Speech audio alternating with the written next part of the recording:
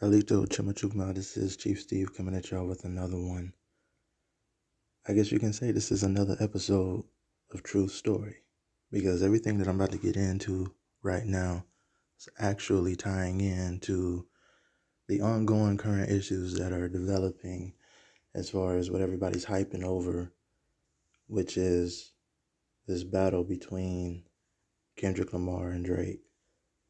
And like I told y'all in my last video, I'm not one to really do current issues too much, but when it pertains to our Aborigines and when it comes to the truth of who we are, if the ancestors move me to do what I gotta do, then I'm gonna do it. So yeah, I've been sitting on this for a minute. I know someone reached out to me and was asking me if I was gonna do anything, and then I had let somebody know on Twitter a few days ago, not yesterday or the day before, that I was gonna, I'll work on one. The video's gonna be in the works. I gotta do it, especially for the West Coast, man. I gotta represent. Like I told y'all, I'm from California, born and raised, so this hits different. But yeah, I just wanted to get my 2 cents on this because I felt it's important that people realize what's really going on here outside of hip hop itself, and that's why the title is what it is. Is Kendrick Lamar really freeing the slaves? Because he had dropped a gem in his lyrics. I believe it was the last one that he made. Well, presently the last track that he made, Not Like Us, which is a telling title in itself. But he had a specific line in there that possibly went over a lot of people's heads, and it was actually a rebuttal to what Drake was talking about in his prior track. Was that Family Matters, in which I thought was like, okay, I get where he's going there with the personal diss, but there was some things that was mentioned. It was a term that was mentioned that a lot of us are starting to get more clarity on, as far as when we go into our story and we learn our genealogy and we do the records, we do the research, we actually see that things really aren't the way that we've been taught. And so, yeah,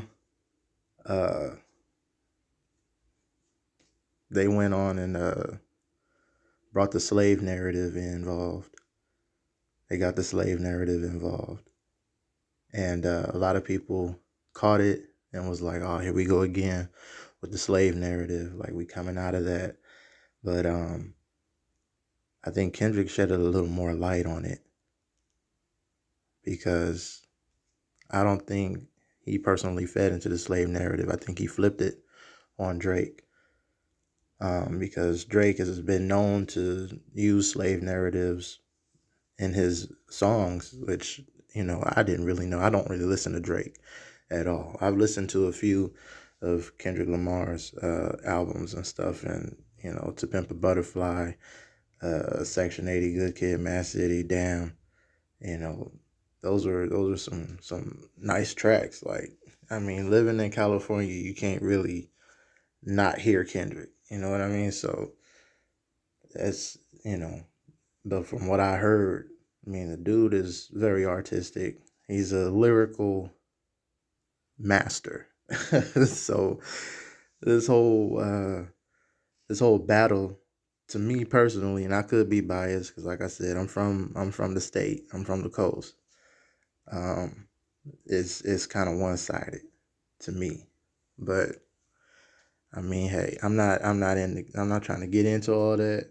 I'm not critiquing tracks and stuff like that, but I wanted to bring this to y'all attention because it was actually going into what I was going to go into for my next video. So we're just going to tie this all in. It's crazy how everything is aligning today and, today to yesterday, and bringing things in full clarity so everybody can see what's going on. Those who have the eyes to see can see what's going on. But I'm gonna get into those lyrics that I'm talking about from Drake and how Kendrick rebutted with his lyrics on his diss track, and we're gonna go a little more into that with the book that I had prepared already to go into. But one specific is one specific line. I got lines here. I got a line from Drake, got a line from Kendrick, and then I got a line from the Colonial Papers. Okay, so is we dissecting here. I'm gonna put on my dissector and my inspector cap here, and I'm gonna break this down for y'all. All right, so here we go. I'm gonna pause for the cause, and we're gonna get to the first line. All right, y'all. So we're on the Family Matters by Drake. This is the line that he had threw down on here. That was kind of a dig, not only to Kendrick, but it was a dig to our people. Period. And y'all know, everybody's already broke down Drake. Y'all know where Drake is from. He is not a part of the culture. He doesn't know what we've been through out here. But he does know the narrative that's around, and that's what he's spitting on here. So it says right here. I don't know if I can zoom in a little more. See if I can get this out the way here. I can't get it out the way. But as you guys can see right here,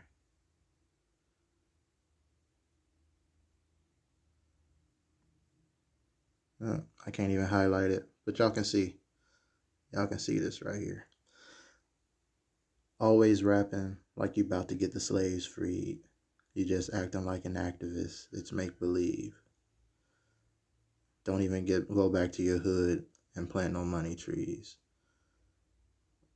Okay, so I ain't gonna go different, I ain't gonna get any further than that. That's the line that was being flipped on in Kendrick's lyrics. And Kendrick actually goes really deep into this because it hits hard. It hits hard for us American Aborigines, us in the United States, because the whole slave narrative was thrown at us the hardest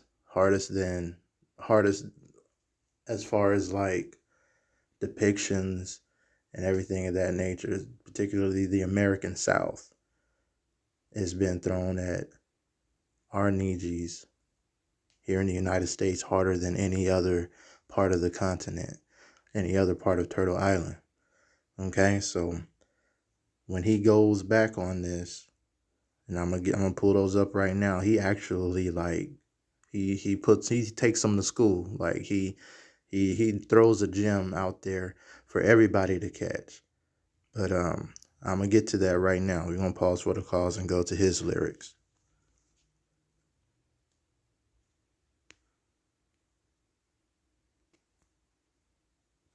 Okay, so this is Kendrick Lamar's Not Like Us.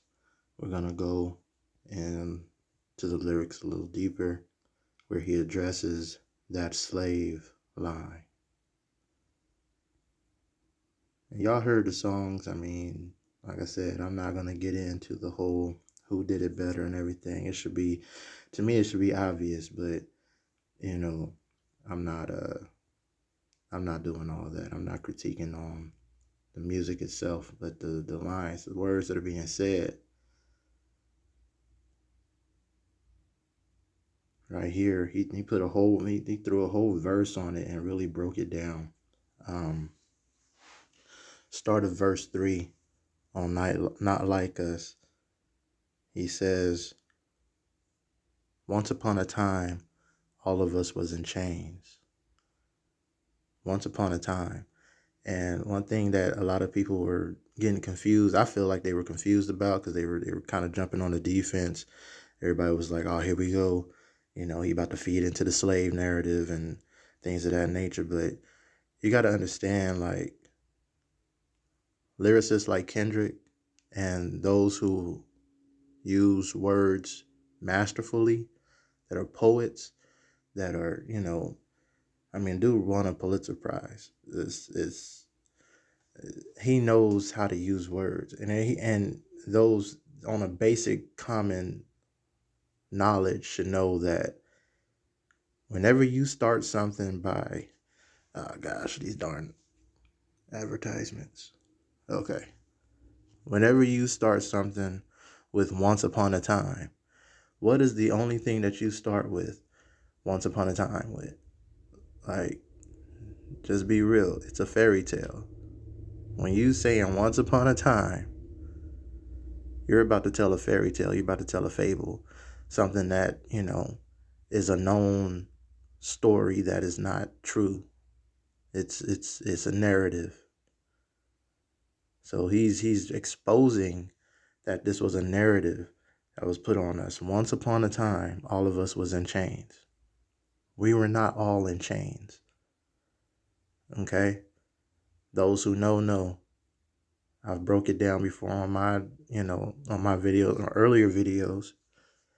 And the book that I'm about to give to y'all is going to be from one of those earlier videos that I had dropped. But once upon a time, all of us was in chains. Not all of us was in chains. This is a fairy tale. That's why he said in his next line, homie still doubled down. Despite knowing that this is a fairy tale, homie still doubled down, calling us some slaves. So if he was feeding into the slave narrative, why would he say once upon a time? Like, this is some bullshit fairy tale. We was all in chains. But he's still gonna double down and call us some slaves. Why would he still have to double down on something that's not true? To basically convince you that it was true, but it obviously isn't. Okay? So, once upon a time, all of us was in chains. Homie still doubled down, calling us some slaves. And then he went in right here.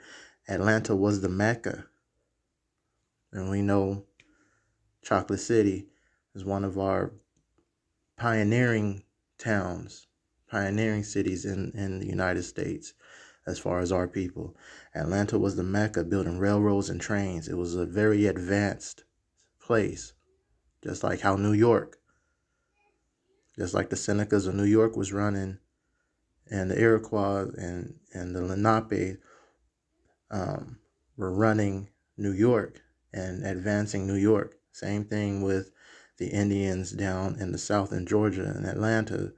It was real advanced back then, building railroads and trains, advancing, progressing. He says, bear with me for a second. Let me put y'all on game. He says, the settlers, this is a game right here. A lot of y'all didn't peep this, but I tried to break it down on my Twitter, let y'all know. But I knew I had to make a video about this because you got to listen to the game that's being dropped on y'all. The settlers was using town folk to make them richer.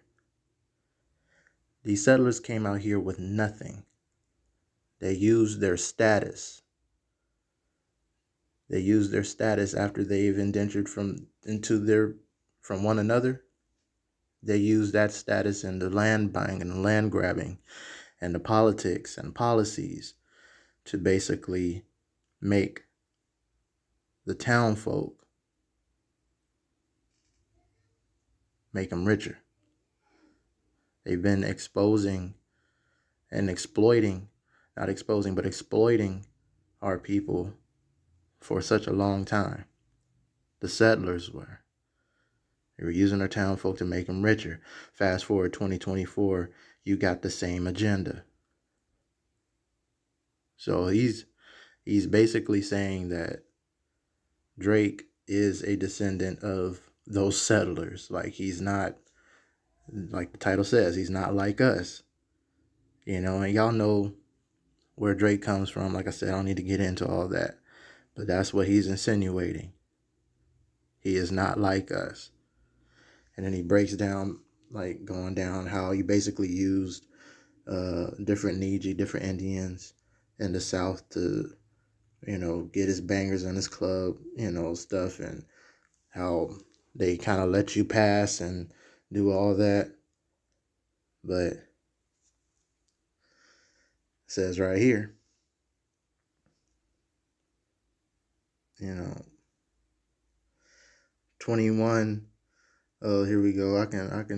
I'll just go ahead and run through it. It says you called Future when you didn't see the club. So Future, a prominent Niji, a prominent Indian in the South, came from the Dungeon family, where Outkast had their beginnings. A good lyricist as well. He helped him get the club bangers out there. Lil Baby helped you get your lingo up. So Lil Baby is another, Lil Baby basically taught him how to talk out there. He taught him the lingo. Okay. Then this is what we were doing with the settlers when they came out here as well. We showed them how to appeal to our people. Let's say you called Future when you didn't see the club. When settlers were out here and they weren't appealing to our people because they looked different, they sound different, they didn't know how to talk. It was our people who brought them in, that welcomed them in, that got them comfortable around the rest of our people. When they saw us with them, that's when they knew they can mess with them, because that's the camaraderie that we had amongst our people. Lil Baby helped you get your lingo up. We as Indians, we showed them the language. We helped create sign language so that we can communicate with each other better. And he's saying, fast forward, Lil Baby helped you get your lingo up around our people. You wasn't even sounding like us. And there are videos out there when Drake was first starting and he was trying to say the N-word, and he was still holding on to that hard R instead of that, that A and everything. It's like I hate that word personally, but I mean he didn't even know how to use it in our term, in our way of using it. So that's why he's saying a Little Baby helped you get your lingo up. 21 gave you false street cred.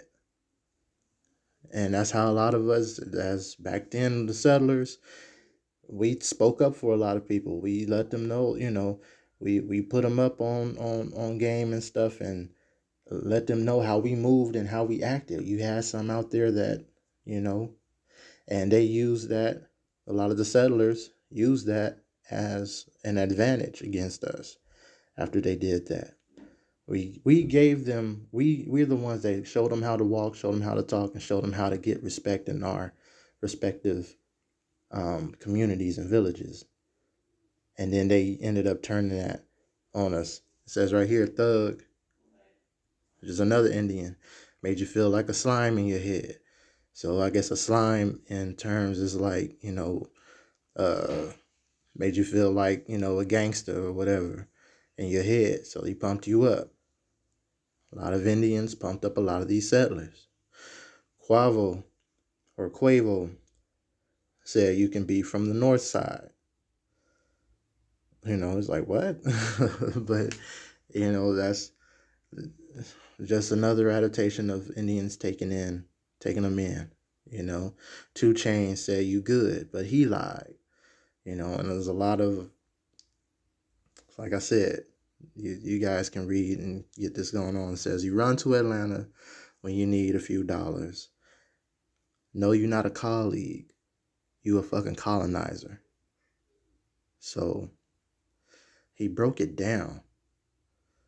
He let y'all know. This is the same thing that the settlers did. And it's like we brought the settlers in. We welcomed them with open arms. We showed them how to walk with us, showed them how to talk with us, showed them how to appeal to our people. And then at the end of the day, what did they look at us as? Nothing but slaves. They still used us to make themselves richer. They didn't contribute anything back to us. And that's what he's saying, that in this particular situation, scenario, this is what Drake is doing to our community.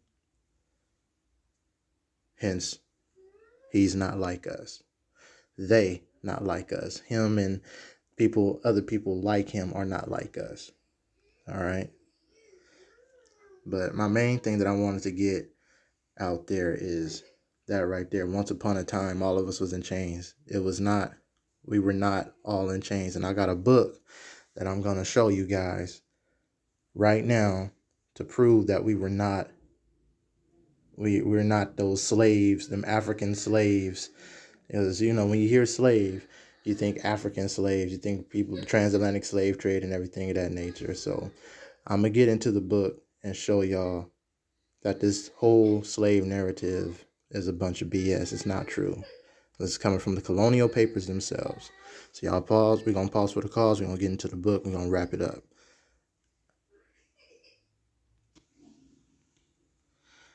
All right, y'all. So as y'all can see, this is the calendar of state papers preserved in the State Paper Department of Her Majesty's Record Office. This is by Great Britain's Public Record Office. The publication date was 1574, but this is this is going into July 1712 to July 1714. So they've been keeping up with these records at least since 1574. All right. But we're going to get into this.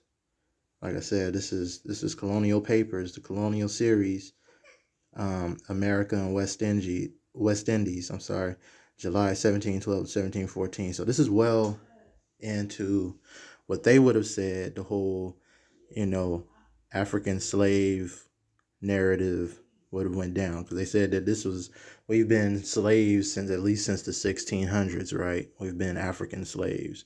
But I'm telling you this right now, we are not from Africa, nor are we slaves in that sense, because when you look at slavery is nothing but employment. And granted, we did have those who were captured during the wars, during the Indian Wars, and actually this is around the time that the Indian Wars was going on. So you are going to see that some people were captured and captive and were sold to different colonies and were put into an indentured labor, and they were known as tributary Indians as well, that were indentured or that were working for the colonies and stuff in order for them to have a place in the colonies. All right, but they would still be considered just town folk who were, just in indentured contracts, because a lot of them that came out here were in indentured contracts. In order for them to come out here and to settle, they had to go into indentured and into an indebted service in order to pay off the transportation fees that they were using, that other people had sponsored them for, to get out here and to start a new life altogether. Unless they were already prisoners or criminals or things of that nature that were forced out here, which was known as transportation as well. They were prisoners of war. They came out here and had to work as a slave, as an indentured, in order to gain their freedom back. Outside of that, those who were coming out here, a lot of them didn't have no money, so they would look for sponsorships. They would get sponsored by different companies, and these different companies would pay their transportation fees, have them transported out there, and then they would work in a colony or in a settlement as an indentured servant or a slave, and basically work their debt off. And once they worked that debt off and they had enough money saved up, rations or whatever, they would buy land and have their own little homestead or whatever they was going to do, they farm or whatever. And they had us teach them how to farm. They had us teach them how to work the land in order for them to get out of debt. All right. But I mean, it goes into all that, but I just wanted to show you guys this passage here, just to address our personal matter when it comes to us being slaves and all that bull crap from Africa and all that stuff. Because when you hear Drake drop that line, like you're trying to free the slaves, he's insinuating that he's insinuating what everybody on the mainstream that aren't learned in this kind of, who don't do the research really. He's insinuating what they're all pushing, and that we are correcting people on today, that we came from another continent, and that we were captured, and that we were just slaves out here being, degraded and put in these compromising manners. And now he's acting like this fairy tale hero that's trying to free the slaves. That's not how we do it. That's not how things were done. And that's why Kendrick said what he said, because we were the ones that were building these colonies, helping them build these colonies. We were the ones that were, they were warring against, and we was tearing stuff up. We are the Aborigines. We are the American Indian. All right. So I'm just going to go down to this line right here. I'll give you a head count real quick, just to put things into perspective of what was going on. All right, so we're going to start up here.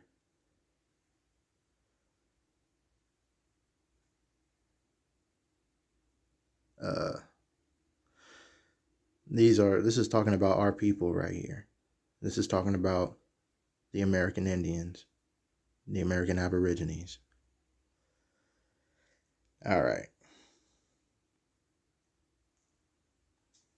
It says, I'm trying to see where we could start at. What's a good place to start?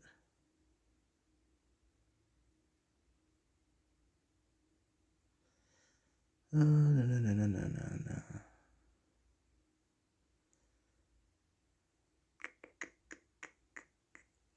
Okay.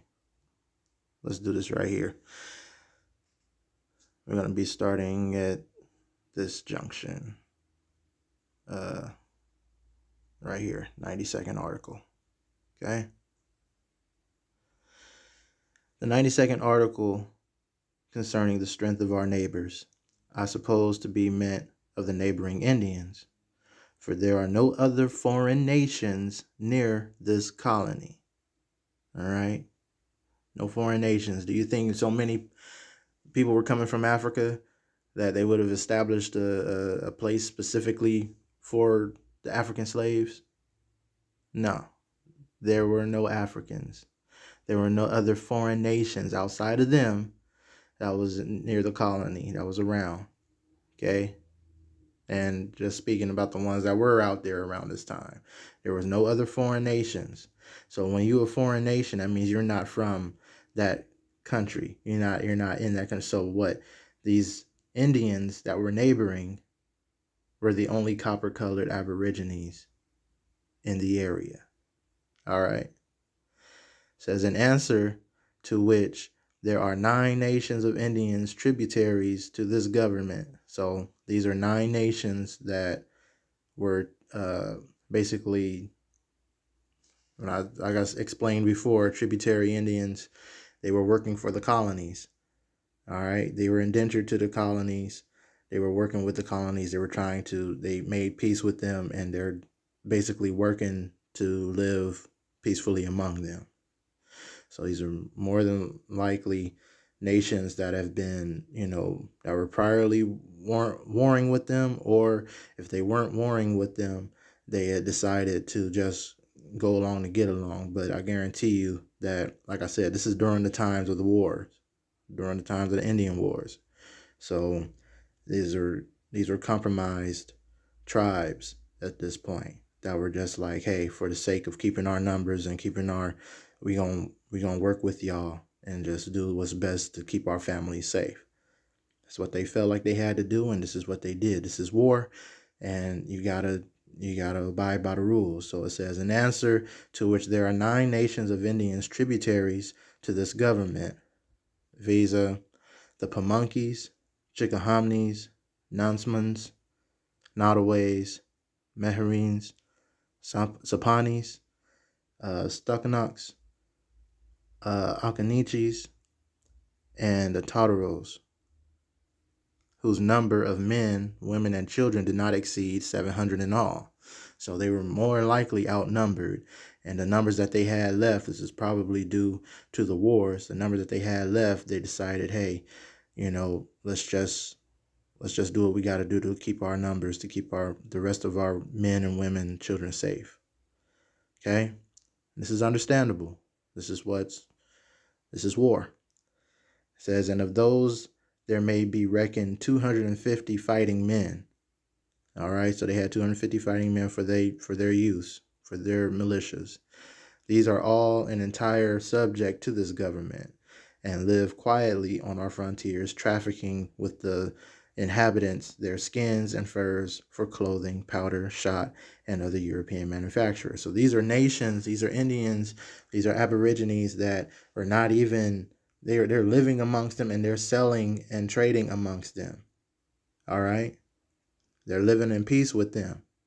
Some working for the government, and some that are just subject to the government that's making trades and making a living. All right? But have you heard slave in here yet though? No, you haven't. And this is during the early 1700s. This is before this is before the United States was even becoming the United States. This is after 1619, and this is before the United States. All right, so have you heard slave yet? No, you haven't. The next nation of Indians with whom we have had frequent correspondence and who are most likely to annoy us is the Tuscaroras, said to be about 2,000 fighting men. They live within the bounds of Carolina, and before the late massacre committed there by some of them and others, had a constant trade with our inhabitants for the like commodities as our own Indians. So there were some that did not conform to this government. They were still fighting this government, but you don't see that there were any slaves. Have you heard any Africans or anything of that nature lately?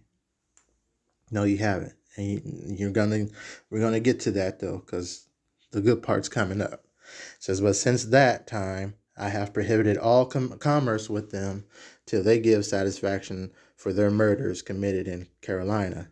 And more than likely, that satisfaction is those who committed that murder, that massacre, be sentenced to, becoming a prisoner, to be arrested, and then have them forced into hard labor for the colony, or for them to give up those people. You know what I mean? That's where the slavery comes in.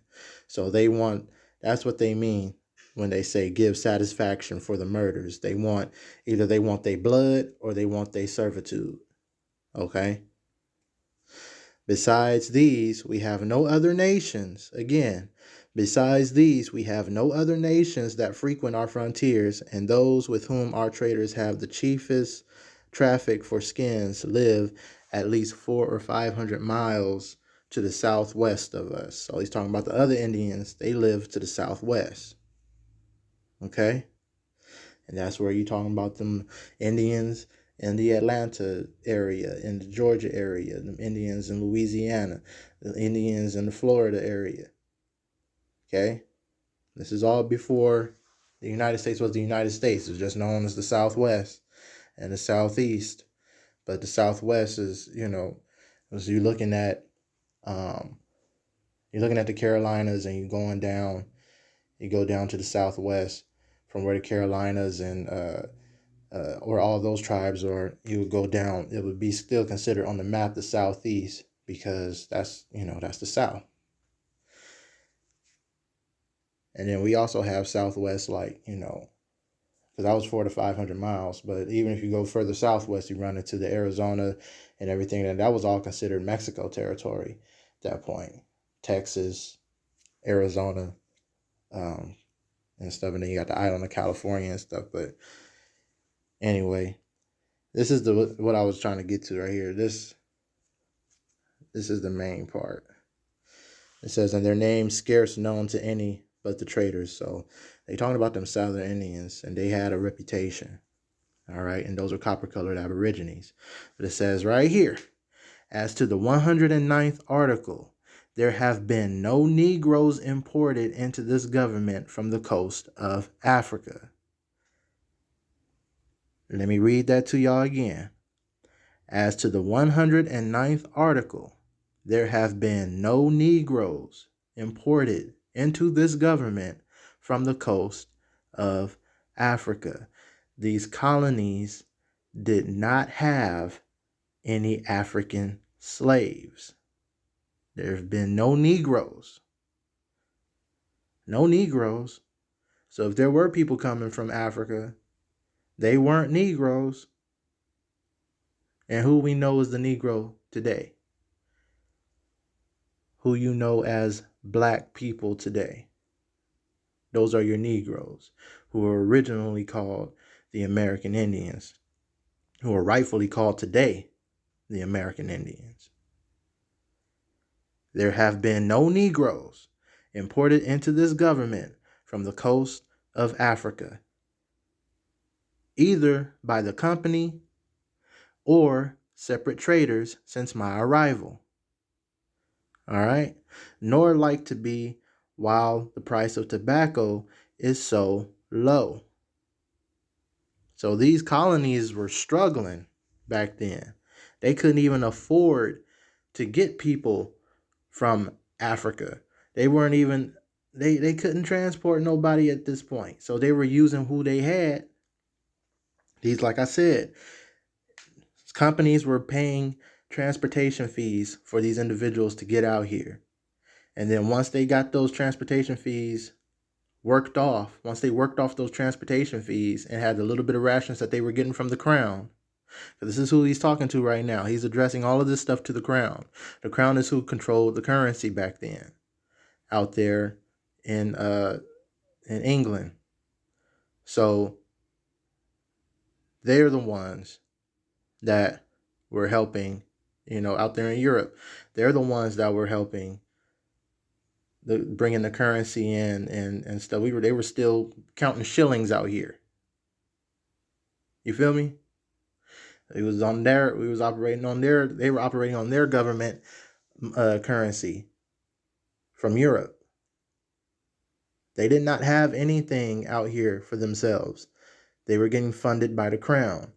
And they had once they worked off those transportation fees and had enough, then that's when they started building their little colonies and building their towns and stuff. But they didn't even know how to build the damn things until the Indians helped them build them themselves. Hence they have their tributary Indians.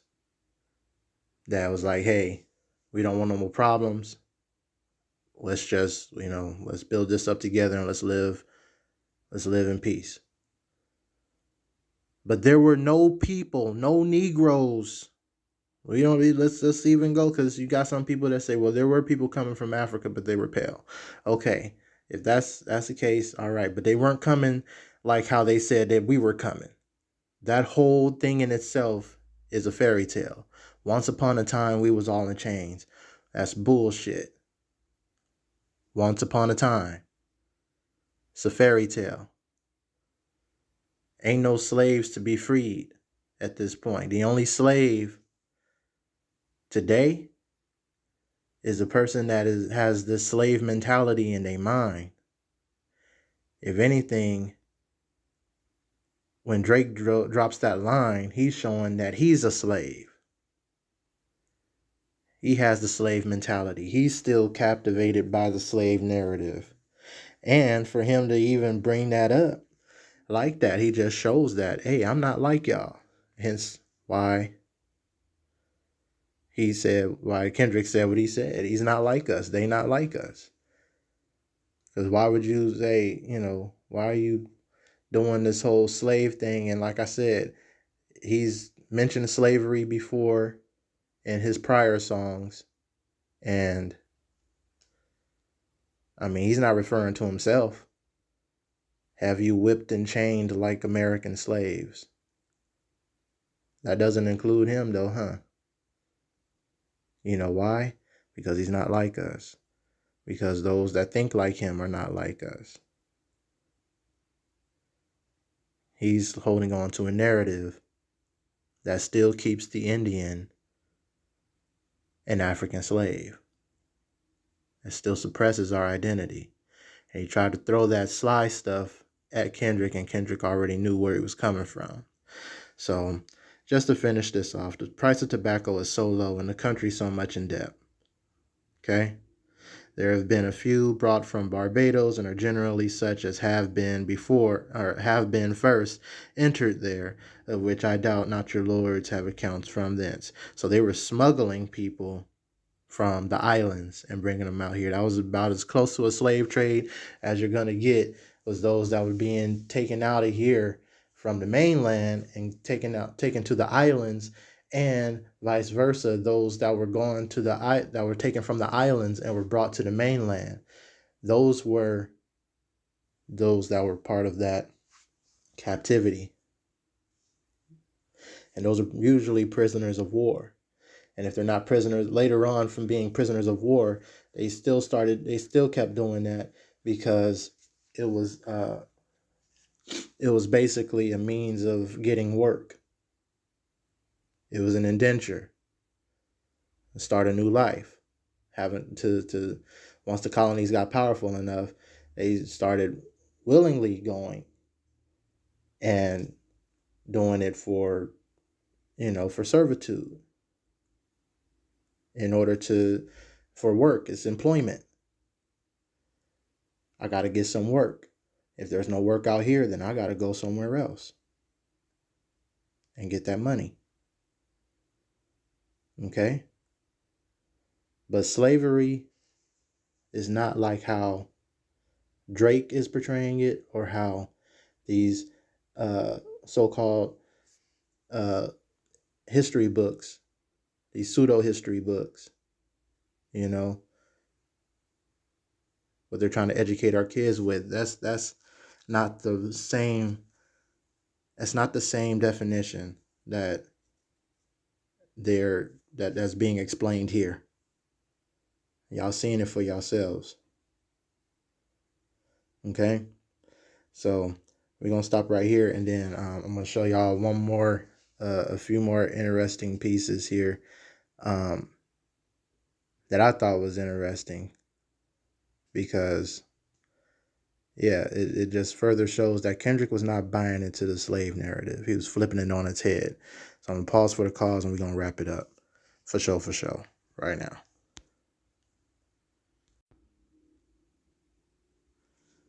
All right, y'all. Shout out to brother Darvid for dropping this on the timeline. I reposted this, but I wanted y'all to get an idea that this brother is not pushing any kind of slave narrative. Don't get it twisted. We know who we are. He knows who he is. All right. So let's get into this right here. I might have to turn my volume down a little bit. Let's see.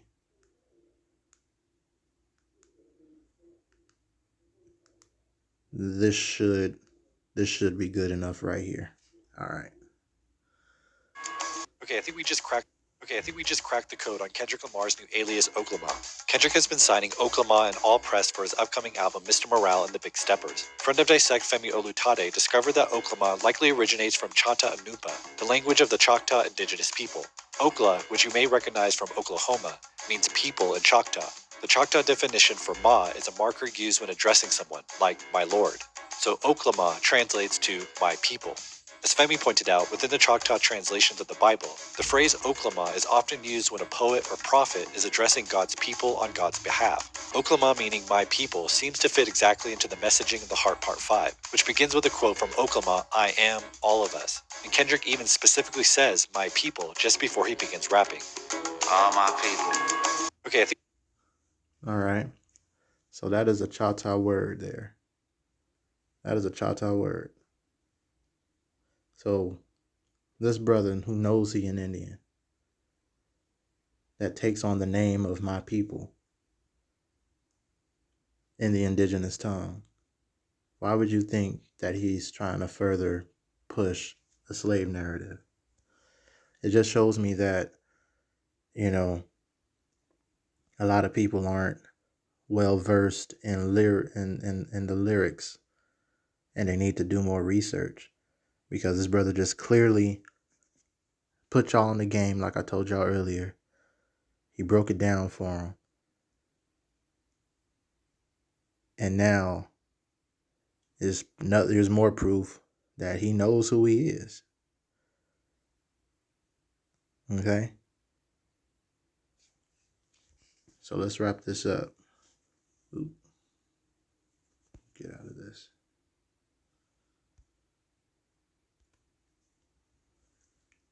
All right, so like I said, that's Oklahoma. He broke it down, and y'all can check out, his music and stuff and where he goes with that. But yeah, I mean, it's really nothing else to say. It is what it is. He broke it down. I broke it down for you. I mean, he knows who he is, and this is just something that is bringing us together. This battle here, it goes beyond hip hop. You know, we're weaving out the colonizers, the ones that say that they can folk, but they not. Cause what? Not all skin folk is skin folk.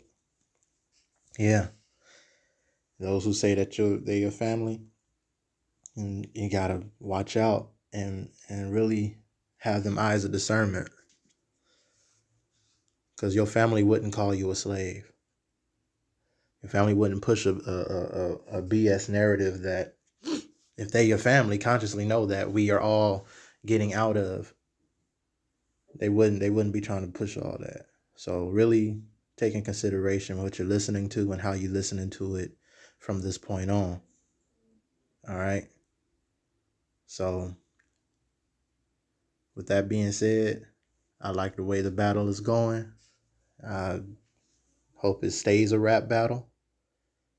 But in the midst of hearing these bars, catching these bars, I want to try to catch these gems that are being dropped. All right. So if you rock with me long enough on here, or if you rock with me to this point, um, be sure to like this video, share this video, share, and subscribe to the channel if you're new. All right. I had to drop this for the West Coast one time. Had to drop this for my Nijis all over the United States one time. All right, just to bring a little clarity to the situation. All right, this is Chief Steve signing out. Tata Kista. I cherish y'all. And Yokoki. Thank you.